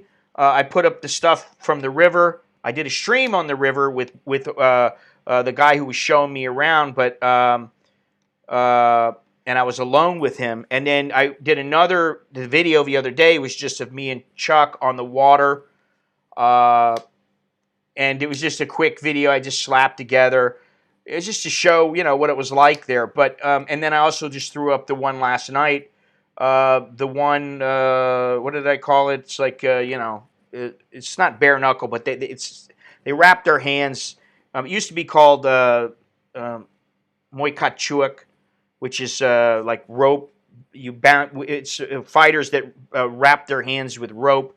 But now they use a lot of times they use hand wraps, and that's it. They have no gloves. They can elbow. They can knee.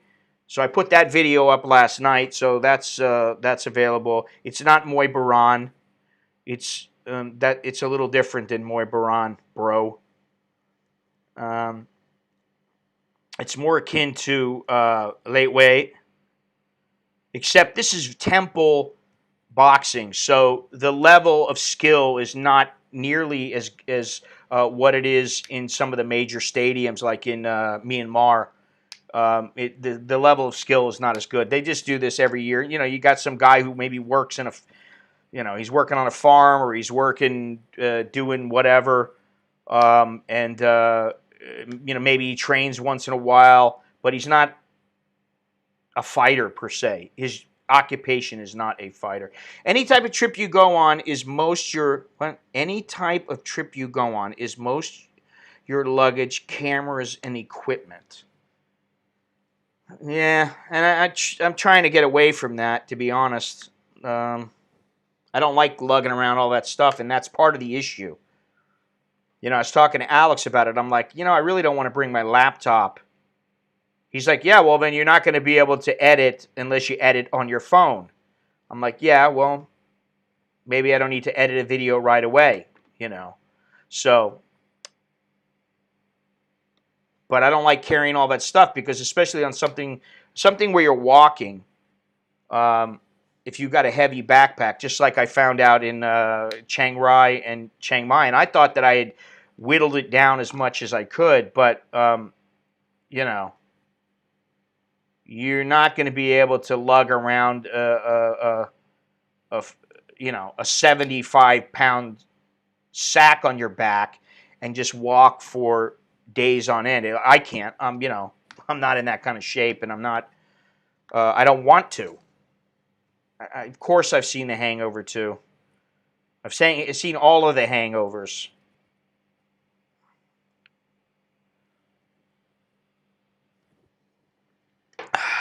Anyway, so pretty interesting that Longhorns was the one who guessed it.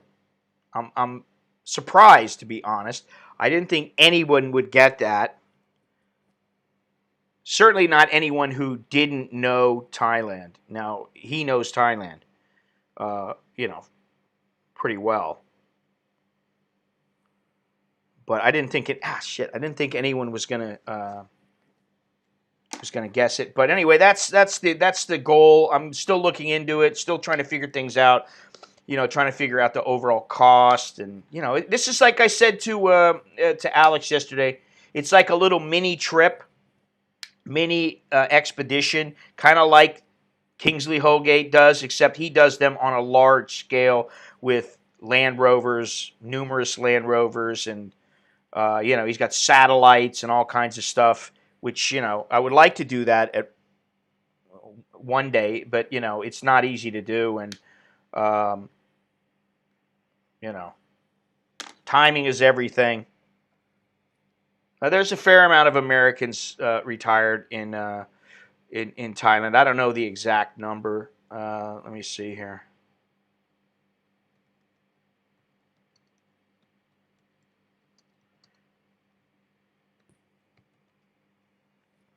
Well, the reason the Philippines has the largest number is because they were, you know, back in the day, there was Clark Air Force Base and that kind of thing. Let me see here.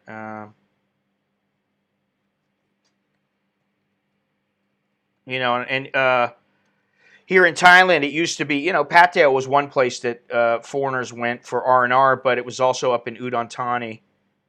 Yeah, I don't see the population of them. I don't see that. I'm not able to pull that up, but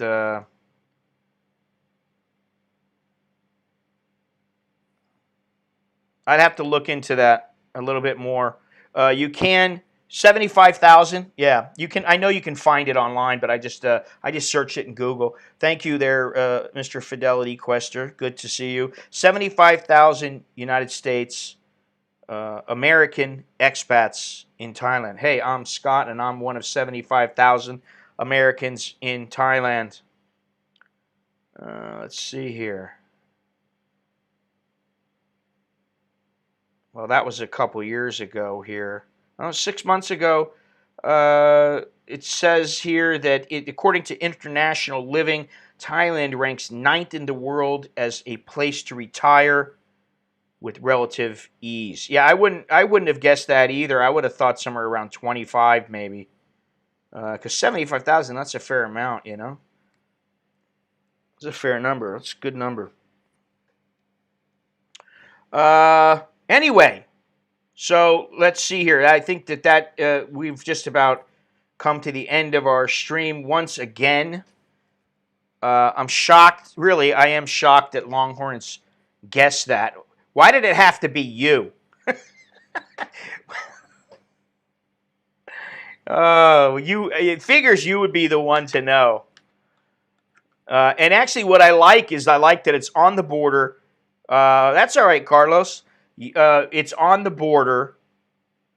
They speak Isan there, which I speak a little bit, enough to make people laugh and to endear them to me, which is not always easy. And it's a different feel on the border. It's just like if you're down on the border of Cambodia, there's going to be a different feel there in Bangkok and to say Mae Sot, which I like, but there's not a whole lot to do there, unless you're going to cross over on the border. You're going to stay for like 2-3 nights or something like that. But you got a different feel there because of the Burmese walking around. If I wasn't stuck on south, I was going to guess that earlier. As I said, you said Isan. I knew it had to be next to the river. Yeah. You see, that was it. I knew if I gave that Isan, that's why I was like, I don't know if I want to give that as a clue because that makes it quite a bit easier. Was Hong Kong your last trip before COVID? Is this the longest you haven't traveled in the fast? This is the longest I haven't really traveled in years. It's been 6 months, about 6 months since I traveled. I think I went somewhere though, but it was in Thailand. I'm trying to remember. Maybe a little. Oh, well, I went to Pattaya, twice in the last 6 months, but I haven't been out of the country in 6 months. This is the longest that I haven't traveled outside of the country in many years. Usually, I go out of the country it used to be I'd go out every month, and then I started going every 2-3 months. Because it does add up. Every time you go out, you got to figure you're going to spend at least $500, probably even $1,000 or $1,500 every time you go out, especially like a place like Hong Kong. You're not able to stay in some little 200, 300 night baht per night guest house or something like that. And then even, I took a trip to, where was it? What was the name of the place? It's where the Rohingya are up there. God, I can't remember the name of it. It's northern Myanmar, Rakhine State, Arakan State. What the hell was the name of the city? I can't even remember it now. But anyway, it was like it cost me a lot of money to go there because the flights were expensive and that kind of stuff. I mean, the flight there was like $400 just to go from Yangon to this place, which was what the hell was it? It's going to drive me nuts. I can just look at a map and I'll know what it is.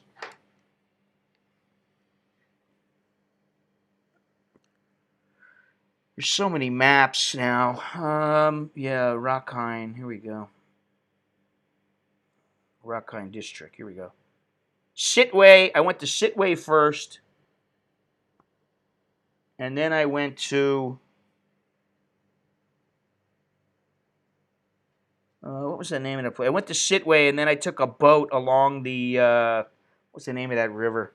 I can't remember. I took this long trip on a river. Let me see here. Where's Sitwe? I can't even find it on this map. Shwebo, Mandalay. Sitwe. Yeah, it doesn't tell me. No, Rakhine is the state. Sitwe was the first place I went, and then I took a boat that was a couple of hours. I think it was 3-4 hours. I don't remember. Let me see here.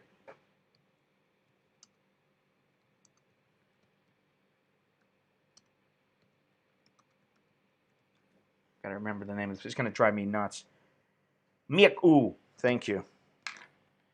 Miak U, which is MRAUK -OO or -U. It's a UNESCO World Heritage Center, and there's a lot of old pagodas and that kind of thing. But there's also the Rohingya Muslim large population there. So that was a very interesting trip, but it was very, very expensive. And I mean, like my room was cheap. It was like $25 a night. It was a great room, nice little room, but there was no hot water. It was like they boiled water, stuck it in a like a milk vat, an old milk vat. They had milk vats, what they would do is every night they'd bring me. They brought me two every night. So, they would say, when I would come in from being out for the day, as I came in, I'd say, could you draw my water, please? And they would say, yes, sir. And, 15 months, 15 minutes or so later, they would come knocking at my door. And that would be that. No, I don't have to leave Thailand, Carl. I don't have to do that. So yeah, they would bring me the water, and then they put the water in the bathroom, the two vats, and they had these bowls. You just pour it in a bowl, and then you use that to take a shower because it was very cold there, or it was chilly.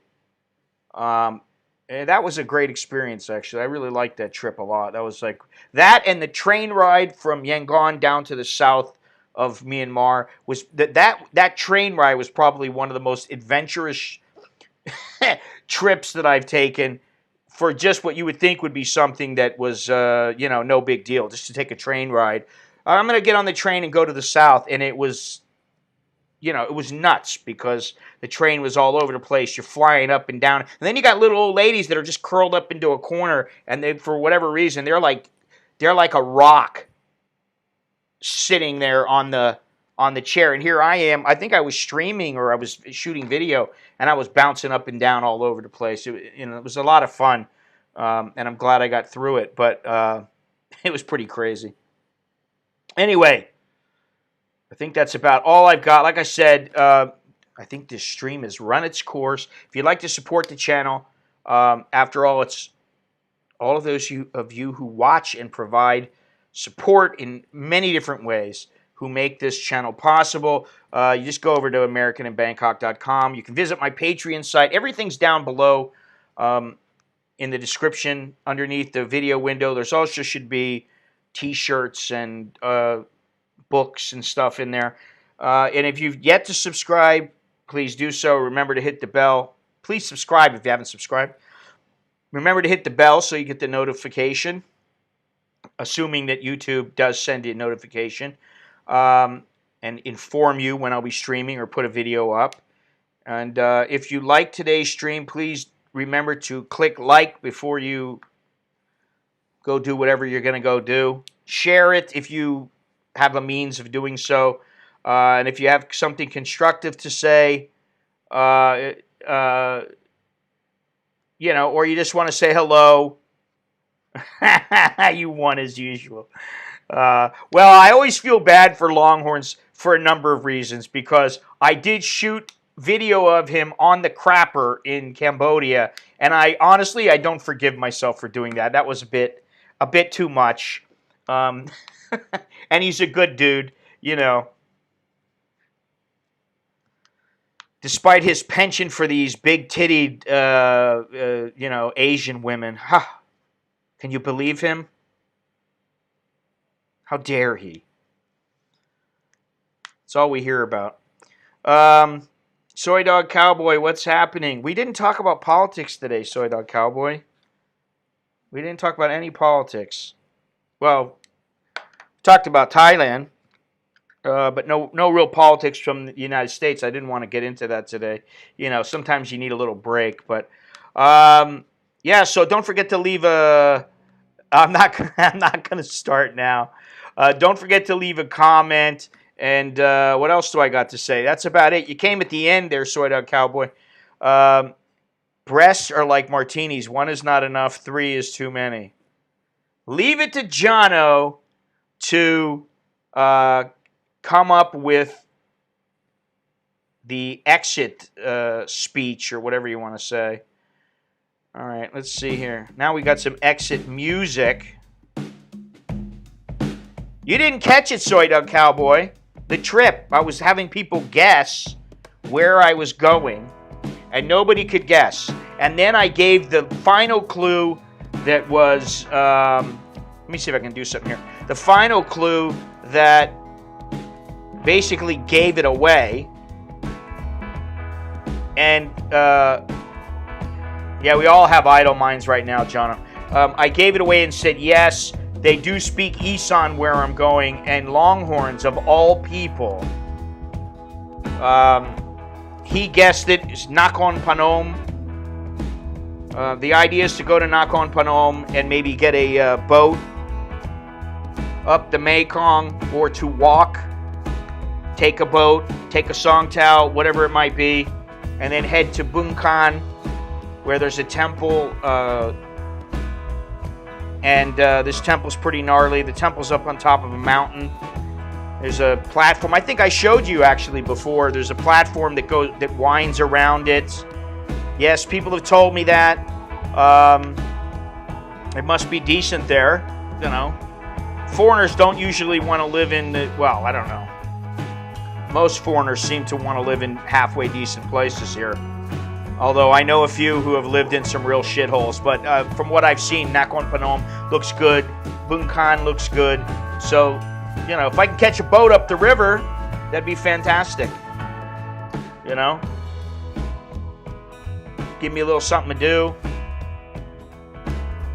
It's a bit of an adventure.